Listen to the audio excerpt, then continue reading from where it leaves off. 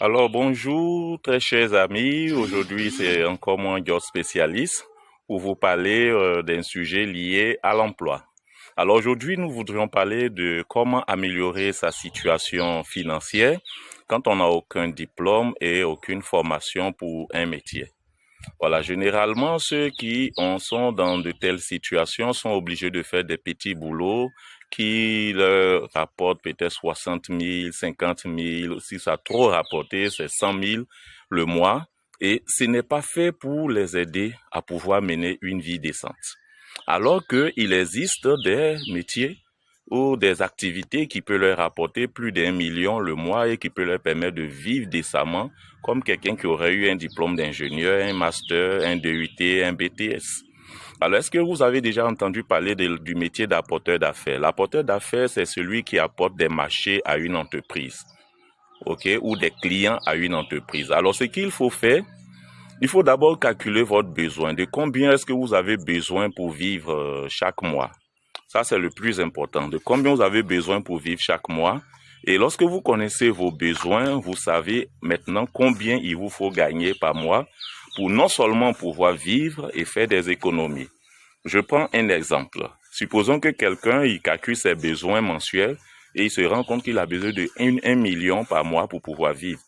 Donc 1 million pour prendre la maison, 1 million pour pouvoir payer la nourriture, le loyer, les factures et autres, tout ça, afin de pouvoir vivre à l'aise décemment et faire aussi des économies. Donc ça voudrait dire que cette personne doit chercher une société qui vend des produits qui peuvent lui rapporter des commissions allant de 100 000 à 1 million. Si ce sont des commissions de 100 000, ça voudrait dire que tu dois vendre au moins 10 de leurs articles par mois. Si ce sont des commissions de 500 000, ça voudrait dire que tu dois vendre au moins 2. Si ce sont des commissions de 1 million, ça voudrait dire que tu dois vendre au moins 1. Alors ensuite, lorsque tu as calculé tes besoins, c'est de trouver une entreprise qui vend.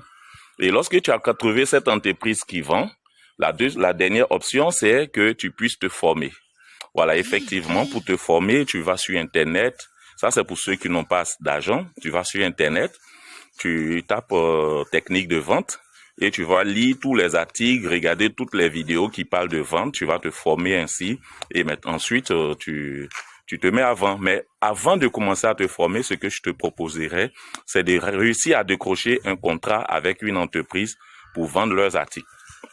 Voilà, pour être apporteur d'affaires. Parce que si tu ne décroches pas un contrat d'abord, tu n'auras pas la motivation pour te former.